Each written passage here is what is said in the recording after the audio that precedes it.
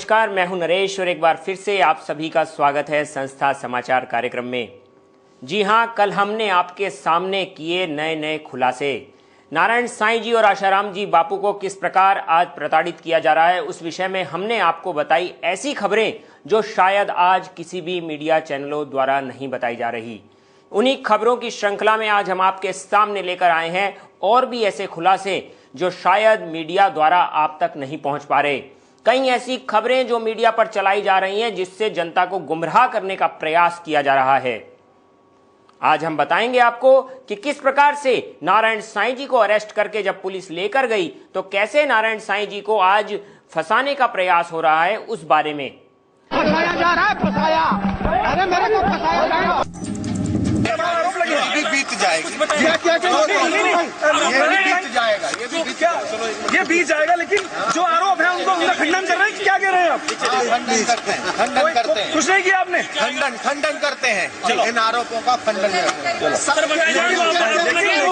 आरोप है वो कितने सही है? भी नहीं रही, प्रतिकूल भी नहीं रही, ये भी बीत गया। जी हां, नारायण साईं जी के विषय में आज न्यूज चैनलों द्वारा यह दिखाया गया कि उनकी गाड़ी में व्याग्रा नामक गोलियां मिली जो कि सेक्स वर्धक होती हैं, जबकि ऐसी गोलियों का उल्लेख कहीं भी क्राइम ब्रांच के किसी के भी द्वारा नहीं किया गया था। आप देख सकते हैं मीडिया द्वारा फैलाई जा रही सनसनी झूठी खबरें, किस प्रकार से आज झूठा इल्जाम लगाया गया। उसी में ताजा ताजा नमूना हम आपके सामने रख रहे हैं, कैसे मीडिया ने इल्जाम लगाया नारायण साईं की गाड़ी में मिला व्याग्रा का पैकेट लेकर हुआ है। नारायण साईं की कार से वायाग्रा का एक पैकेट और ड्राई फ्रूट्स मिले। वहीं दूसरी ओर जब मीडिया में ही पुलिस कमिश्नर जो कि क्राइम ब्रांच के हैं, उन्होंने वहां पर जांच करी और गाड़ी में किसी भी प्रकार के ऐसे संदिग्ध वस्तुओं का न होने का उन्होंने खुलासा किया और जो जो गाड़ी में वस्तुएं मिली उस बारे में बताया, तो सारी पोल मीडिया की खुलकर सामने आ गई। नारायण साईं के पास से 2,61,000 रुपये और 13,500 रुपये भक्त हनुमान से और 6 मोबाइल फोन्स और उनके कुछ पर्सनल बिलोंगिंग्स, कपड़े, स्टोव और फलाना, ये छोटी छोटी चीजें। देखा आपने किस प्रकार मीडिया ने बताया कि साईं जी की गाड़ी में व्याग्रा नामक गोलियां मिली, लेकिन वहीं जब क्राइम ब्रांच जो कमिश्नर है पुलिस के, उसने जब वहां पर बताया तो जिस सामानों का उल्लेख किया है उसमें से कुछ भी ऐसी गोलियां संदिग्ध ना की ऐसी कोई दवाइयों का उल्लेख हुआ है। अब जहां ये बात आ जाती है कि कहां से मीडिया को यह पता लग गया कि साईं जी की गाड़ी में व्याग्रा नामक गोलियां थी, जो कि क्राइम ब्रांच या फिर चेकिंग करने वाले ऑफिसरों ने गाड़ी में किसी भी प्रकार की ऐसी वस्तुओं का होने का उल्लेख नहीं किया। वहां पर केवल कुछ फूल और ड्राई फ्रूट्स का ही उल्लेख किया गया है, जो कि एक संत के पास होना कोई स्वाभाविक बात है। आज जहां संतों को फंसाने का यह दौर चल रहा है, कहीं ऐसा तो नहीं कि कुछ कर्मियों द्वारा ही, मीडिया कर्मियों द्वारा ही इसको फंसाने की साजिश रच दी गई हो।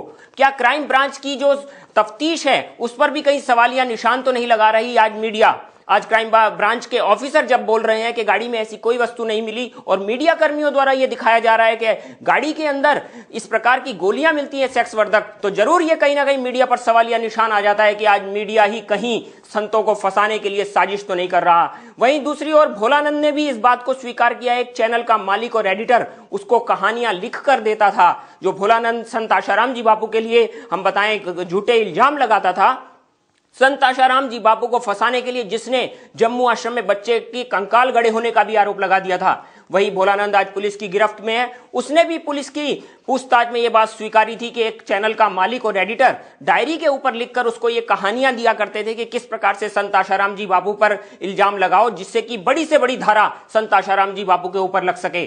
तो आज कहीं मीडिया कर्मी ही संतों को फंसाने की कोशिश तो नहीं कर रहे, एक सवालिया निशान जनता के सामने खड़ा हो जाता है। जी हां, मीडिया द्वारा दिखाई जा रही इन खबरों से आज जनता काफी त्रस्त है। जनता बड़ी दुखी है इस बातों को लेकर और इसी बातों को लेकर सुप्रीम कोर्ट में PIL तक दाखिल कर दी गई है। सुप्रीम कोर्ट ने इस बात के लिए मंत्रालय को नोटिस दिया है तथा सूचना प्रसारण मंत्रालय तथा और भी 3 मंत्रालयों को इस बात के लिए ये नोटिस जारी किया है कि आज कहीं ना कहीं जो मीडिया ट्रायल दिखाए जा रहे हैं, जो इलेक्ट्रॉनिक मीडिया है, उसके ऊपर कोई ना कोई अंकुश होना चाहिए। जिस प्रकार से प्रिंट मीडिया के लिए प्रेस काउंसिल ऑफ इंडिया है, उसी प्रकार से इलेक्ट्रॉनिक मीडिया के लिए भी कोई ना कोई नियंत्रणकर्ता होना चाहिए। आज इलेक्ट्रॉनिक मीडिया बेतहाशा संतों के खिलाफ झूठ दिखा रहा है, उसकी सच्चाई कहीं भी सामने नहीं आ रही। क्यों आज संतों को ही फंसाने का प्रयास किया जा रहा है। वहीं दूसरी ओर यदि हम उल्लेख करें तो बताएं कि जैसे जिस प्रकार से स्वामी नित्यानंद जी महाराज को सीडी के प्रकरण में और एक अभिनेत्री के प्रकरण में फंसाने का प्रयास किया गया, स्वामी केशवानंद जी महाराज को भी एक लड़की के द्वारा जो कि उनके गुरुकुल की ही थी बलात्कार का इल्जाम लगाकर फंसाने का प्रयास किया गया। वो बाद में पता लगता है कि वो इल्जाम उस लड़की के द्वारा पैसे देकर लगवाया गया था और वो संत 7 साल की सजा काटकर निर्दोष बाहर आते हैं। ऐसे ही स्वामी कृपालू जी महाराज के बारे में हम बात करें, कृपालू जी महाराज को भी ऐसे ही बलात्कार के इल्जाम में फंसाने का प्रयास किया और वो निर्दोष निकलकर बाहर आते हैं। आज एक सवाल खड़ा हो जाता है जनता के सामने, यदि संत आशाराम जी बापू निर्दोष छूटकर बाहर आते हैं तो क्या जो मीडिया ट्रायल जिस प्रकार के संत आशाराम जी बापू के लिए चलाए जा रहे हैं, क्या जिस प्रकार से संत आशाराम जी बापू को बदनाम करने का प्रयास किया गया है, क्या वही मीडिया संत आशाराम जी बापू की सच्चाइयों को भी दिखाएगा? क्या वो लोग जो संत आशाराम जी बापू के लिए आज आकर इल्जाम लगा रहे हैं और अनर्गल झूठी बातें कर रहे हैं, यदि ये सारी बातें तथ्यहीन और झूठी निराधार साबित होती हैं आगे, क्योंकि निर्दोष तो संत आशाराम जी बापू हैं ही, आज मीडिया ट्रायल द्वारा उनको बदनाम करने का प्रयास किया जा रहा है। यदि ये बातें झूठी साबित होती हैं मीडिया की, तो क्या मीडिया इसका हर्जाना भर सकेगा? क्या मीडिया अपने उस चैनलों को रद्द करेगा? उन चैनलों के लाइसेंस को रद्द किया जाएगा? या फिर उन लोगों को जो कि आज आशाराम जी बापू पर इल्जाम लगा रहे हैं जेल की सलाखों के पीछे डाला जाएगा?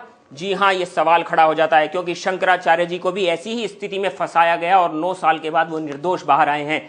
तो क्यों आज शंकराचार्य जी के वो 9 साल कोई लौटा सकता है, उनका समय कोई लौटा सकता है, या फिर मीडिया ट्रायलों द्वारा जो उनकी इज्जत उछाली गई वो चीजें वापस आई जा सकती हैं? नहीं लाई जा सकती। आज संतों को बदनाम तो भरचक कर दिया जाता है, परंतु जब वो निर्दोष बाहर आते हैं तो सारे मीडिया को जैसे सांप सूंघ जाता है और उनके मुंह सिल जाते हैं। जी हां, हास्यास्पद बात तो तब हो गई जब साईं जी को ले जाकर कोर्ट में पेश किया गया, और कोर्ट में पेश करते ही पुलिस से जब कोर्ट ने यह सवाल किया, कोर्ट के जज ने यह सवाल किया कि नारायण साईं को आपने अरेस्ट किया, उसके कागजात दिखाइए, तो नारायण साईं उस समय तक अरेस्ट ही नहीं हुए थे, ना ही उनके पास कोई ऐसे कागजात थे जिससे नारायण साईं जी को अरेस्ट किया जाए। इसका मतलब बिना कागजात बनाए ही साईं जी को अरेस्ट कर लिया गया था। और हां, कोर्ट से पुलिस ने 5 मिनट का समय मांगा। व्हाट्सएप पर जो कि मोबाइल की एप्लीकेशन है साईं जी की रिमांड के लिए, जो कि उनको डॉक्यूमेंट चाहिए थे, वो व्हाट्सएप पे मंगाए और वो कोर्ट के सामने प्रस्तुत किए, जो कि साईं जी की रिमांड के लिए जरूरी थे। वो डॉक्यूमेंट वो व्हाट्सएप पर मंगाकर पेश कर रहे हैं। कितनी हास्यास्पद बात है कि आज पुलिस के पास डॉक्यूमेंट ही नहीं थे और ना ही साईं जी के अरेस्ट वारंट, ना कि अरेस्ट चीजें थी। आज कोर्ट ने पुलिस को इस बात के लिए फटकार लगाई और उसके लिए एक दिन और बढ़ गया। जी हां, कल की जगह आज इस बात की सुनवाई हो रही है कि साईं जी को रिमांड दी जाए या नहीं दी जाए।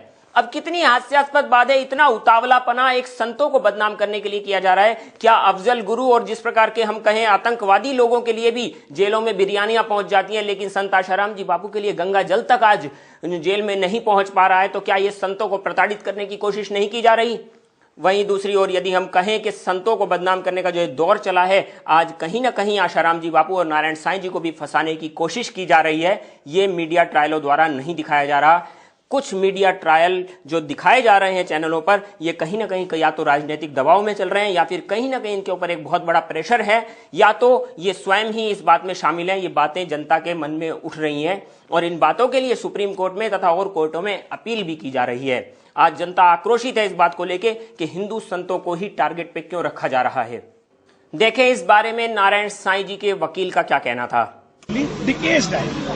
बिकॉज केस डायरी क्या है कि जो भी इन्वेस्टिगेटिंग ऑफिसर काम करता है after registration during investigation, he has to write down each and every activity and step taken during the investigation or during the day, but case diary was not available, and even जब उनको पेश किया जा रहा था उस समय Gujarat police ने उनको अरेस्ट भी नहीं किया था। ये बड़ा सरप्राइजिंग फैक्ट था। फिर जब साहब ने कहा कि आपने अरेस्ट किया नहीं है तो फिर आप कैसे मांग रहे हैं ट्रांजिट बेल, तो फिर उसके बाद उन्होंने कोर्ट में ही 5 मिनट की परमिशन लेकर उनको arrest. It was the total lapse on the part of the Gujarat police बड़ी हेस्ट में काम कर रही थी, बहुत ही हरी दिखा रही थी, और उनके पास डॉक्यूमेंट कोई दस्तावेज नहीं था, और कोर्ट इस बात से सख्त नाराज थी कि आपको डॉक्यूमेंट पेश नहीं कर पाए। पर कोर्ट ने ये जो तर्क है ये गुजरात कोर्ट के लिए छोड़ दिया है कि ये बेटर है कि रेगुलर कोर्ट भी इसको सुने। हालांकि ये सारी सबमिशंस ऑर्डर में आ गई है। कुछ अंडरटेकिंग इन्होंने अंडरटेकिंग दी। जब जज साहब ने कहा कि आपके पास कोई डॉक्यूमेंट नहीं है, कोई फाइल नहीं है, कोई स्टेटमेंट ऑफ प्रोसिक्यूटर्स नहीं है, statement of the complainant statement नहीं है, 161 के स्टेटमेंट नहीं है, 164 का स्टेटमेंट नहीं है, then they said that kindly give us 1 hour, we will produce before the court. तो जज साहब ने उनको 1 घंटे का टाइम दिया कि 1 घंटे के अंदर आप किसी भी मोड से मंगवा लीजिए। पर लीगल पोजीशन कुछ अलग, अगर आपके पास केस डायरी नहीं है तो आप कोई भी रिमांड नहीं दे सकते। ये लीगल पोजीशन है सीआरपीसी की तरफ से। Thank you. जी हां, कोर्ट के सामने जब संत आशाराम जी बापू के बारे में ये बात रखी गई कि संत आशाराम जी बापू को पिछले 3 महीने से उनकी चल रही रेगुलर की आयुर्वेदिक दवाइयां नहीं पहुंच पा रही थी, तो इस बात के लिए कोर्ट ने ये अपील स्वीकार करते हुए, जनता की इस अपील को स्वीकार करते हुए और जनता की इस मांग को स्वीकार करते हुए कोर्ट ने पुलिस अधीक्षक से इस बात का जवाब मांगा कि 3 महीने से एक 75 वर्षीय बुजुर्ग संत को दवाई क्यों नहीं दी जा रही। तो पुलिस अधीक्षक द्वारा जेल के जो थाना अधीक्षक थे उनको इस बात की फटकार लगाते हुए पुलिस ने आज संत आशाराम जी बापू को आयुर्वेदिक दवा तथा आयुर्वेदिक उपचार करने के लिए रजामंदी दे दी है।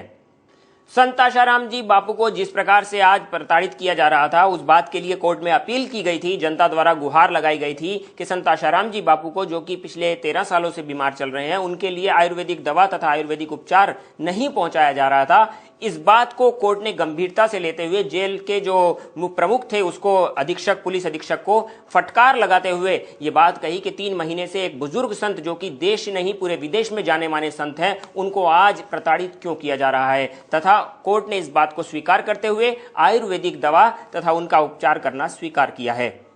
आज कहीं ना कहीं ये सवाल मीडिया का जनता के सामने आ जाता है। आज जनता के मन में कहीं ना कहीं ये प्रश्न खड़ा हो जाता है कि क्यों आज संतों को, हिंदू संतों को ही बदनाम करने का प्रयास किया जा रहा है। जी हां, इस विषय में हम आपको एक बहुत बड़ी बात बताना चाहेंगे जिसे सुनकर शायद आप हिल जाएंगे। आज अंग्रेजों का शासन भारत पर भले ही ना हो, आज अंग्रेजों ने भारत को आजाद तो कर दिया, परंतु कहीं ना कहीं अंग्रेजियत की गुलामी बाकी रह गई है। वो कैसे, हम उसके बारे में भी आपको एक बहुत बड़ा खुलासा देना चाहेंगे। लॉर्ड मैकाले का 2 फरवरी सन 1835 को ब्रिटिश पार्लियामेंट में दिया गया भाषण, जो कि ईस्ट इंडिया कंपनी जो भारत के ऊपर शासन करने के लिए आई थी अंग्रेजों की, उसी का प्रमुख लॉर्ड मैकाले के द्वारा भारत को गुलाम बनाने के लिए कितना घृणास्पद और कुटिल जो कि वहां पर वक्तव्य दिया गया था, वो हम आपके सामने रखना चाहेंगे। ये भाषण नेट पर भी उपलब्ध है लॉर्ड मैकाले के नाम से, आप लॉग ऑन कर सकते हैं www.lordmacaulay.com। इसके ऊपर वो पूरा का पूरा भाषण है। जी हां, हम उसके बारे में आपके सामने कुछ बहुत बड़ा खुलासा रखना चाहेंगे। जिस तरीके से आज भारत को हिंदुओं के द्वारा ही, अपने ही भाइयों के द्वारा आज बदनाम करने का प्रयास किया जा रहा है। एक कहावत बहुत पुरानी है, हम आपके सामने रखना चाहेंगे कि एक 100 ग्राम की कुल्हाड़ी गई पेड़ को काटने, तो पेड़ ने ये सवाल किया कि तू 100 ग्राम की कुल्हाड़ी और मैं कितने टनों का पेड़, तू मुझे कैसे काटेगी।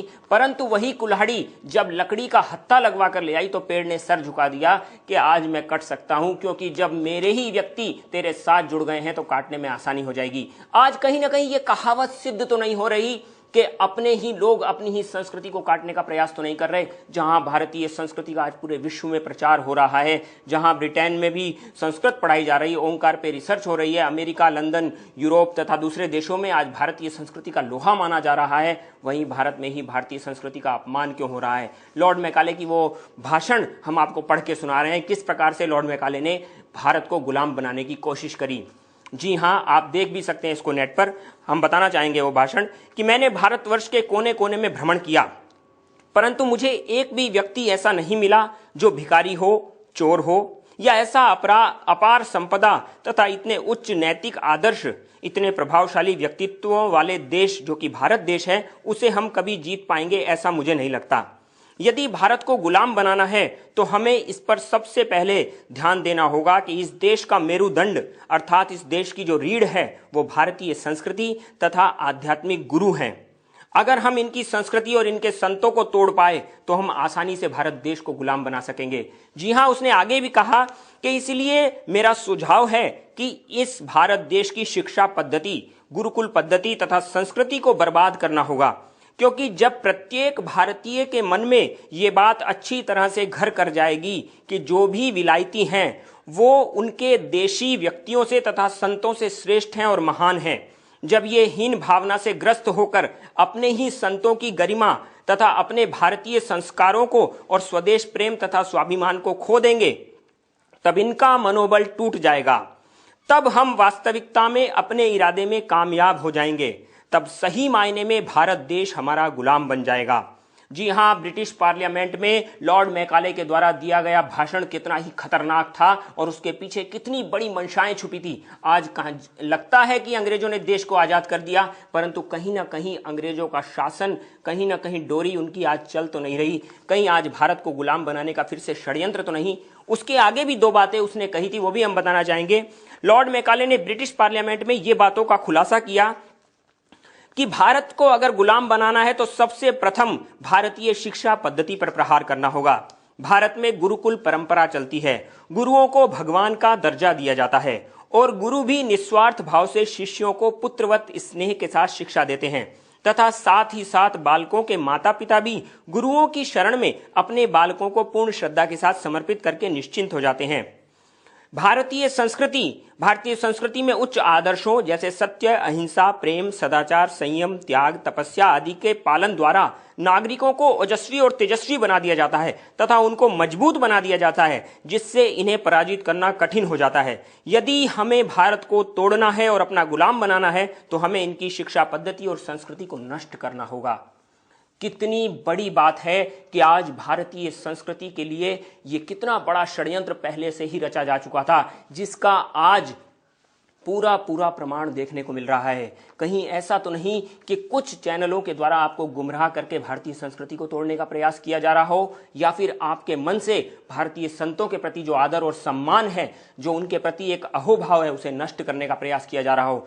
आज दिवाली के बारे में कहा जाता है कि दिवाली पर पटाखे जलाते हैं तो प्रदूषण होता है। आज होली के बारे में कहा जाता है कि होली खेलते हैं तो पानी का बिगाड़ होता है। परंतु क्या कभी किसी ने यह भी दिखाया कि कितने ही स्लॉटर हाउस जो कि भारत में चल रहे हैं, लाखों की संख्या में आज गौओं की हत्या होती है, जानवरों की हत्या होती है, तो उन जानवरों के द्वारा कितना ही खून पीने वाले पानी अर्थात नदियों में बहा दिया जाता है, तो क्या उससे देश का कोई नुकसान नहीं होता? आज कई ऐसी चीजें चल रही हैं जो कि भारतीय संस्कृति को तोड़ने का प्रयास हो रहा है। आज जहां संतों के द्वारा आयुर्वेदिक दवाइयां देकर कम पैसों में सस्ते में लोगों का इलाज कर दिया जाता है, आसन, व्यायाम, प्राणायाम के द्वारा, भारतीय योग पद्धति के द्वारा लोगों को सहज में ठीक कर दिया जाता है, वहीं एलोपैथिक दवाइयों के कितने सारे फंड बच जाते हैं। तो आज वो पैसा भारत का भारत में ही रहता है और वो मल्टीनेशनल कंपनियां भारत से लूट कर नहीं ले जा पाती। तो कहीं ये मल्टीनेशनल कंपनियों का ही कोई षड्यंत्र तो नहीं, कहीं आज संतों को फंसाने की एक बहुत बड़ी साजिश तो नहीं? भारत को जो सशक्त कर रहे हैं, समृद्ध कर रहे हैं, भारत को मजबूती दे रहे हैं, ऐसे संतों को फंसाने का प्रयास किया जा रहा है। जी हाँ, हम अपने दर्शकों को सावधान करना चाहेंगे कि आज नहीं जगे तो शायद देश की हालत इससे भी ज्यादा बदतर देखने को मिलेगी जो कि आज है। हम तो यही कहेंगे कि आज संतों का सम्मान देश का सम्मान है, संतों का सम्मान संस्कृति का सम्मान है, संतों का सम्मान हिंदू जाति का सम्मान है, और आज इसी सम्मान पर आघात करते हुए एक नहीं करोड़ों की श्रद्धा को तोड़ने का प्रयास किया जा रहा है। जी हाँ, एक आदमी को बेवकूफ़ बनाया जा सकता है, दो को बनाया जा सकता है, परंतु करोड़ों लोग यदि जिस संत को मानते हो उनको कोई हिप्नोटाइज या फिर बेवकूफ़ नहीं बनाया जा सकता। ऐसे संत की 75 वर्ष की उम्र में जिन्होंने अपना पूरा जीवन समाज को दे दिया, जनता को दे दिया, देश की समृद्धिकरण में दे दिया, देश को सशक्त बनाने में दे दिया, उनको इस उम्र में ऐसा बदनाम करना कहाँ तक उचित है? 4 प्राचीनतम संस्कृतियों में से भारत की एक संस्कृति भी आज प्राचीनतम गिनी जाती है। जी हाँ, उनमें से 3 संस्कृतियां तो केवल आज अजायब घरों में देखने को मिलती है, यूनान, मिस्र और रोम की। कहीं भारत की संस्कृति को भी तोड़ने का प्रयास तो नहीं हो रहा? इस बारे में हमें सावधान होने की आवश्यकता है। भारतीय संस्कृति तथा भारतीय संतों को ही भारत में बदनाम करने का एक कुचक्र जो चला है, उससे हमें सावधान होने की आवश्यकता है और तटस्थ होकर निष्पक्षता से आप खबरों को जरूर देखें। हम बार बार ये अनुरोध करते हैं जनता से कि आप तटस्थ होकर निष्पक्षता से जब खबरों को देखेंगे तो आपको पता लगेगा किसी एक ही पक्ष के ऊपर लेकर मीडिया 8-8 घंटे 5-5 घंटे की डिबेट चला रहा है और जिस प्रकार से उन संतों को लेकर बदनाम करने का प्रयास कर रहा है, तो आज भारत में ही भारतीय संस्कृति को कुचलने का और रौंदने का प्रयास हो रहा है। क्यों आज भारत के संतों के ही पीछे मीडिया पड़ा है? क्या दूसरी खबरें आज भारत में रह ही नहीं गई हैं? क्या भारत की और जो कि रुपयों की कीमत घटती है, पेट्रोलों के दाम बढ़ते हैं, गरीबों से जो बेचारे गरीब से गरीब होते जाते हैं और दूसरे धर्मों में जो होने वाले अन्याय हैं, क्या वो दिखाई नहीं देते? केवल भारत में भारतीय संतों की ही गलतियां क्यों दिखाई दे रही हैं, जो कि इतनी हाईलाइट करके दिखाई जा रही हैं? जी हाँ, कहीं ना कहीं ये भारत में भारतीय संस्कृति को तोड़ने का बहुत बड़ा कुचक्र है। इससे सावधान होने की आवश्यकता है और तटस्थ होकर खबरों को देखने की आवश्यकता है, तो सत्य आपके सामने आ जाएगा। सच से जुड़ी खबरें लगातार हम आपको देते रहेंगे। जो खबरें आप तक नहीं पहुंच पा रही हैं, वही सच्चाई, वही हकीकत हम रोज आप तक पहुंचाएंगे अपने इसी कार्यक्रम के माध्यम से, संस्था समाचार में। तब तक के लिए मैं आपसे इजाजत चाहूंगा। इस कार्यक्रम के द्वारा हमारी सच्चाइयों को जरूर देखें और सच को जानने का प्रयास अवश्य करें। तब तक के लिए इजाजत दीजिए। नमस्कार।